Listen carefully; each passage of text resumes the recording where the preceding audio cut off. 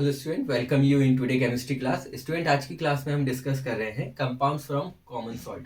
तो student, previous video में हमने कवर किया था NaOH, जो कि हमने NaCl से फॉर्म किया था। अब हम दूसरा कंपाउंड कर रहे हैं, दैट इज वॉशिंग सोडा। तो स्टूडेंट, पहले वॉशिंग सोडा का आपको फॉर्मूला मालूम होना चाहिए।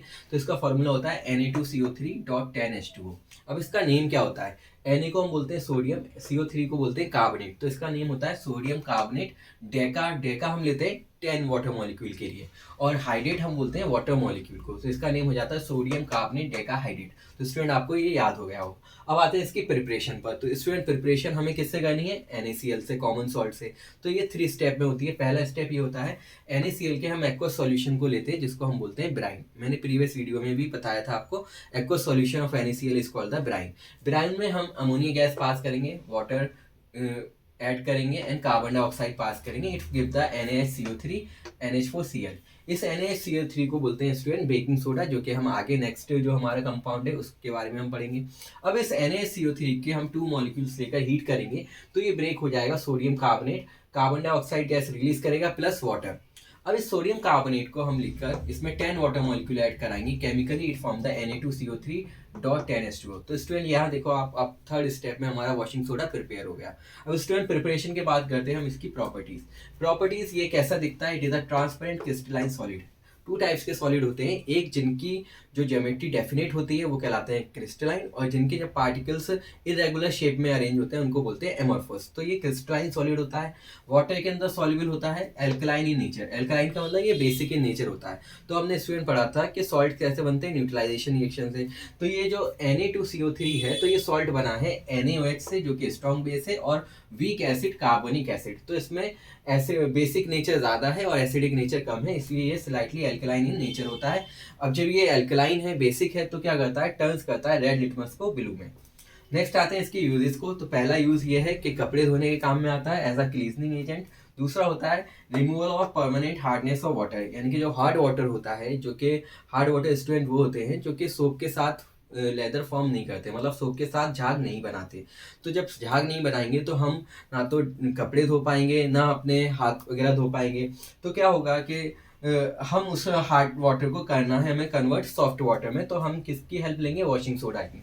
और मैन्युफैक्चर ऑफ ग्लास में भी इसका यूज होता है। तो स्टूडेंट, अब हम नेक्स्ट करते हैं। नेक्स्ट हमारा कंपाउंड है बेकिंग सोडा, जिसका नेम है फॉर्मूला है NaHCO3, और नेम है सोडियम बाइकार्बोनेट और सोडियम हाइड्रोजन कार्बोनेट। तो 2 नेम है। HCO3 नेगेटिव आयंस को स्टूडेंट बोलते हैं बाइकार्बोनेट आयन और हाइड्रोजन कार्बोनेट आयन।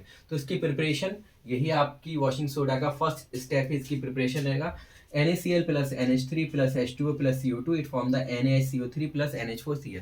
तो स्टूडेंट, आप देखो, अगर आपने इसकी प्रिपरेशन याद की है तो इसकी ऑटोमेटिकली आपको याद हो जाएगी। ठीक है। सेकंड आती है प्रॉपर्टीज। ये भी व्हाइट क्रिस्टलाइन होता है, स्प्रेंगली सॉल्युबल इन वाटर, मतलब वाटर के अंदर जल्दी से डिजोल्व नहीं होता, it takes time. Mild corrosive in nature, क्योंकि ये ज़्यादा हार्मफुल नहीं होते। आपको मालूम है कि स्ट्रॉन्ग एसिड और strong base corrosive in nature होते हैं, ये हमारी स्किन को बर्न करते हैं, तो ये ज़्यादा हार्मफुल नहीं होता। इसलिए हम इसको एंटासिड के तरीके से यूज़ करते हैं। अगर हमें एसिडिटी हो जाती है स्टमक के अंदर, तो हम इसको वाटर में डिजोल्व करके ड्रिंक कर सकते हैं, जो कि हमें रिलीफ देगा एसिडिटी में। नेक्स्ट, जब ये माइल्ड कोरोसिव है तो ये कैसा है? It is a mild alkaline. Mild means ये ज़्यादा स्ट्रॉन्ग एल्कलाइन बेस नहीं है, ये स्लाइटली बेसिक इन नेचर है। क्योंकि आप देखो, Na कहाँ से लिया गया? Na लिया गया NaOH से, जो कि स्ट्रॉन्ग बेस है, और HCO3 लिया गया है कार्बनिक एसिड से, जो कि वीक एसिड है। तो जब स्ट्रॉन्ग एसिड वीक एसिड से स्ट्रॉन्ग बेस जब वीक एसिड से रिएक्ट करेगा, तो जो सॉल्ट बनाएगा वो कैसा बनाएगा? Basic in nature. अब नेक्स्ट आता है इसका एक्शन ऑफ हीट, यानी कि जब हम इसको हीट करते हैं तो स्टूडेंट क्या होता है, तब आपको ये सेकंड इक्वेशन लिखनी है इसकी।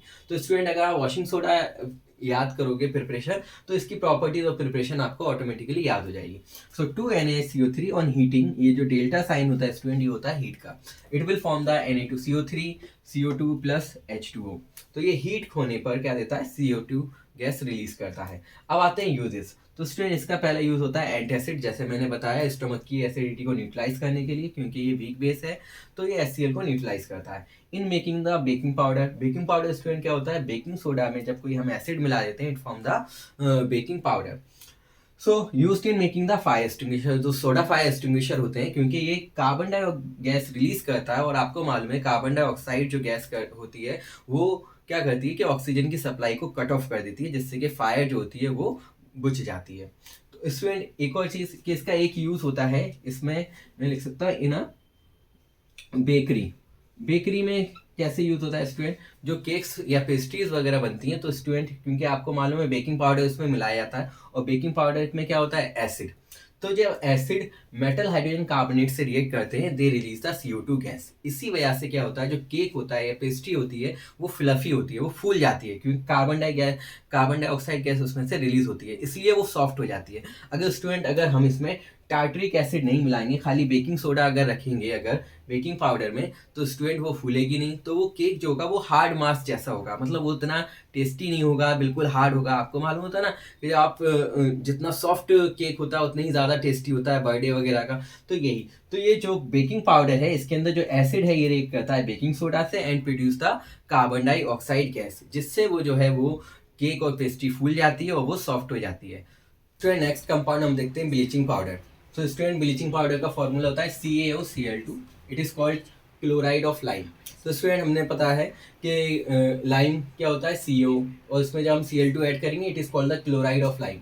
तो स्टूडेंट इसकी प्रिपरेशन क्या होती है, जब हम क्लोरीन गैस को जब हम सिलेक्ट लाइम के अंदर पास करते हैं, it form the bleaching powder plus water.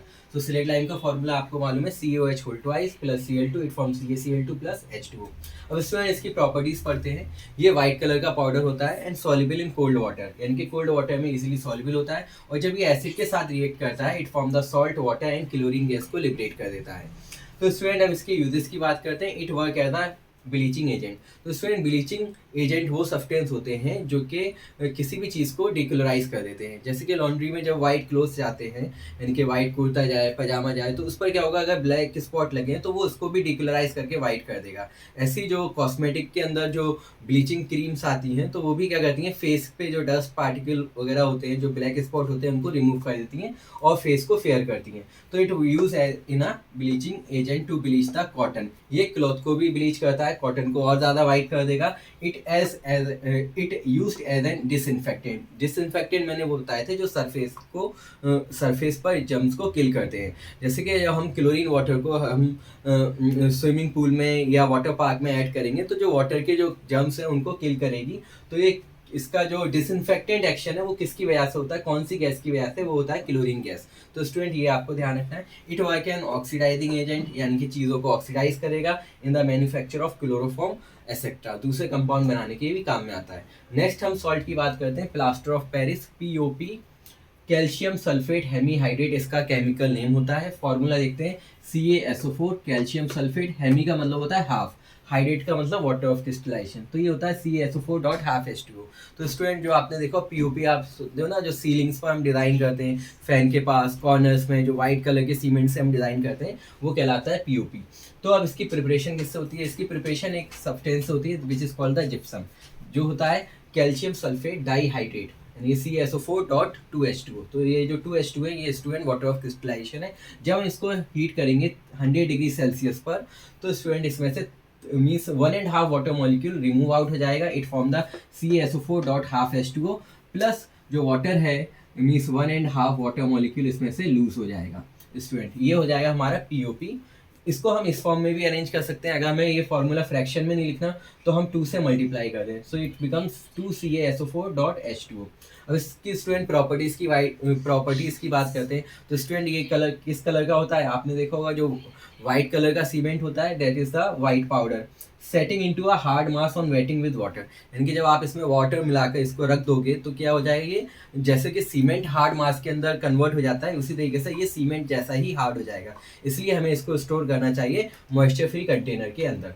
और एक और स्टूडेंट, जब इसमें अगर हम मॉइस्चर अगर आ जाएगा या वाटर मिलाने पर क्या रिएक्शन होती है, यानी कि इसमें वाटर मॉलिक्यूल कितने थे, हाफ वाटर मॉलिक्यूल। अब इसमें जब वाटर आ जाएगा तो ये दोबारा से 1.5 वाटर मॉलिक्यूल यानी कि 3/2 वाटर मॉलिक्यूल एब्जॉर्ब करके दोबारा से जिप्सम बना लेगा। अब ये सेट हो जाएगा हार्ड मास की तरीके से।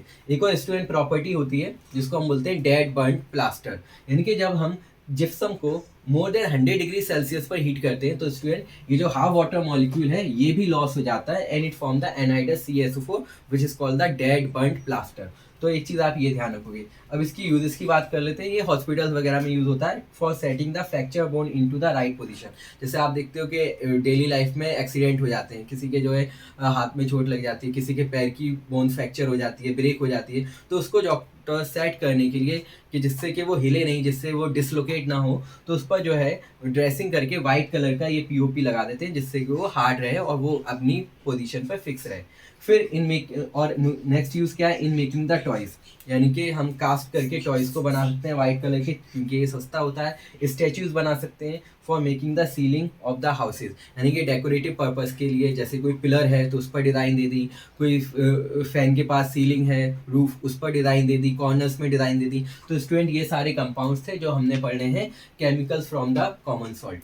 स्टूडेंट, अगर आपको हमारी वीडियो समझ में आती हैं, आपको लगता है सर डिफ़िकल्ट टॉपिक को इजी लैंग्वेज में एक्सप्लेन करते हैं, तो स्टूडेंट सर की कोई फ़ीस नहीं है। तो स्टूडेंट आप चाहते हो कि आपके सर को भी मोटिवेशन मिले, तो आप स्टूडेंट हमारे चैनल कैम ट्यूटर को सब्सक्राइब कर सकते हो और हमारी वीडियोस को शेयर कर सकते हो नीडी स्टूडेंट को जो कि ट्यूशन एफर्ट नहीं कर सकते।